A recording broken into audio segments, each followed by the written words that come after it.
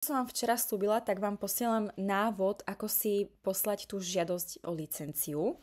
Takže klikneme si na samšatskú stránku, dáme si web Samš, ďalej tlačivá, žiadosť o vydanie licencie a tuto si vyberieme kategóriu karting jazdca. Čiže tu máme žiadosť o licenciu. Dáme si rok 2025, pretože my už začíname vlastne teraz v novembri, ale táto licencia vám bude platiť až do apríla 26. Dobre? Pretože teraz vlastne takto, to je taká novinka u nás, že vlastne začíname už tento rok, ale končíme už vlastne apríli budúceho roka. Ak sa vám to bude páčiť, tak zase sa budúci rok bude musieť toto obnoviť. Ale zase to bude na rok 2026 a 2027. Dobre, ale k veci.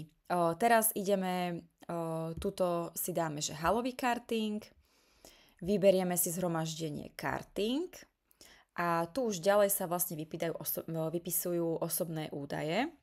Všetko vlastne, čo je červeným, treba vyplniť. Tu si nahráte fotografiu dieťaťa. Prosím takú, aby vlastne hlavne mu tam bolo vidno tvár. Dobre? Toto si nevšímate a tu dáte, že prehlásenie a súhlas so spracovaním osobných údajov. Následne odošlete žiadosť. Príde vám e-mail. Bude vyzerať asi nejako takto. Sice ja tu mám na licenciu na činovníka, ale vy budete mať dosť podobnú.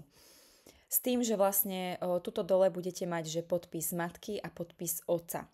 S týmto papierom vás poprosím ísť na úrad, kde potrebujeme, aby ste si overili podpisy notárom. A musia to byť obidvaja rodičia. Dobre? Tuto žiadosť, keď budete mať, následne idete s tým bielým papierikom, čo som vám včera rozdávala.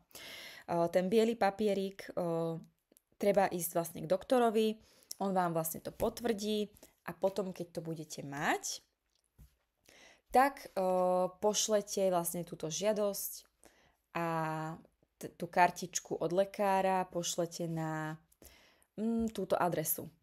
Fatranská 917. Dobre? Pošlete to poštou. Treba ešte uhradiť poplatok a aké poplatky sú, tak to nájdeme. Áno, tu sú poplatky. Vás sa týka vlastne detičky, ktoré sú do 12 rokov, čiže tam je poplatok 19 eur. A deti, ktoré sú nad 12 rokov, tam je poplatok 29 eur. Uhrádzate to potom na tento účet. Dobre? Toto keď spravíte všetko, tak následne by vám mala prísť automaticky licencia poštou.